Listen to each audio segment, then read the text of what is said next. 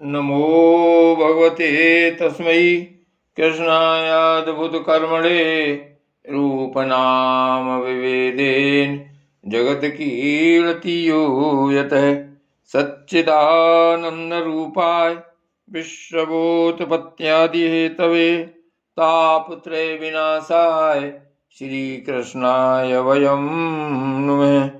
श्री वल्लभ विठ्ठल गिरधारी श्री यमुने जी की बलिहारी गोपी जन वल्लभ गिरधारी श्री महाप्रभु जी की बलिहारी श्री वल्लभ विठ्ठल गिरधारी श्री यमुने जी की बलिहारी गोपी जन वल्लभ गिरधारी श्री महाप्रभु जी की बलिहारी।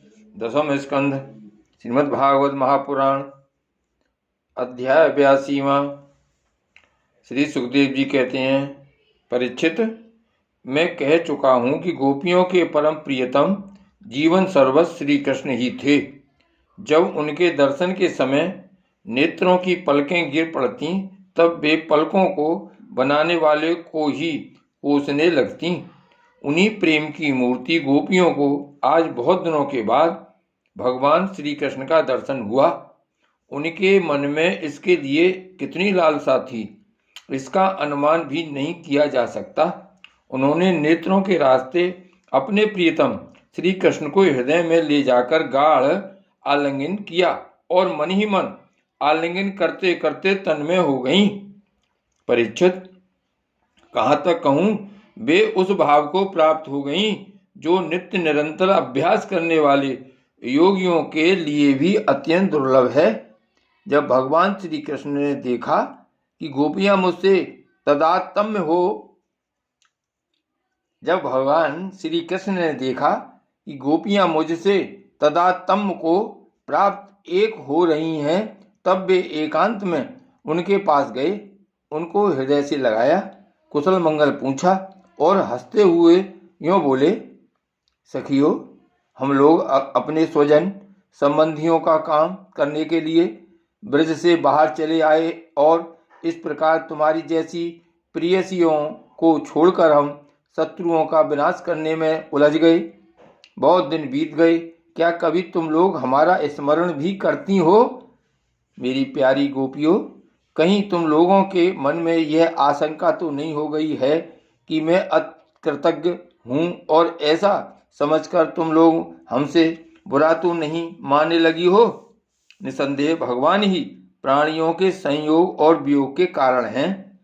जैसे वायु बादलों, तिनकों, रुई और धूल के कणों को एक दूसरे से मिला देती है और फिर स्वच्छंद रूप से उन्हें अलग अलग कर देती है, वैसे ही समस्त पदार्थों के निर्माता भगवान भी सबका संयोग वियोग अपने इच्छानुसार करते रहते हैं। सखियों, यह बड़े सौभाग्य की बात है कि तुम सब लोगों को मेरा वह प्रेम प्राप्त हो चुका है जो मेरी ही प्राप्ति कराने वाला है, क्योंकि मेरे प्रति की हुई प्रेम भक्ति प्राणियों को अमरत्व परमानंद धाम प्रदान करने में समर्थ है। प्यारी गोपियों, जैसे घटपट आदि जितने भी भौतिक पदार्थ हैं, उनके आदि अंत और मध्य में, बाहर और भीतर उनके मूल कारण पृथ्वी, जल, वायु, अग्नि तथा आकाश ही ओतप्रोत हो रहे हैं, वैसे ही जितने भी पदार्थ हैं उनके पहले, पीछे, बीच में, बाहर और भीतर केवल मैं ही मैं हूँ। इसी प्रकार सभी प्राणियों के शरीर में यही पांचों भूत कारण रूप से स्थित हैं और आत्मा भोक्ता के रूप से अथवा जीव के रूप से स्थित है।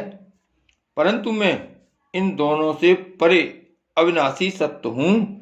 ये दोनों मेरे ही अंदर प्रतीत हो रहे हैं। तुम लोग ऐसा अनुभव करो। आगे सुखदेव जी कहते हैं, श्री सुखदेव जी कहते हैं, परीक्षित, भगवान श्री कृष्ण ने इस प्रकार गोपियों को आध्यात्मिक ज्ञान की शिक्षा से शिक्षित किया। उसी उपदेश के बार बार स्मरण से गोपियों का जीव कोश लिंग शरीर नष्ट हो गया और वे भगवान से एक हो गईं।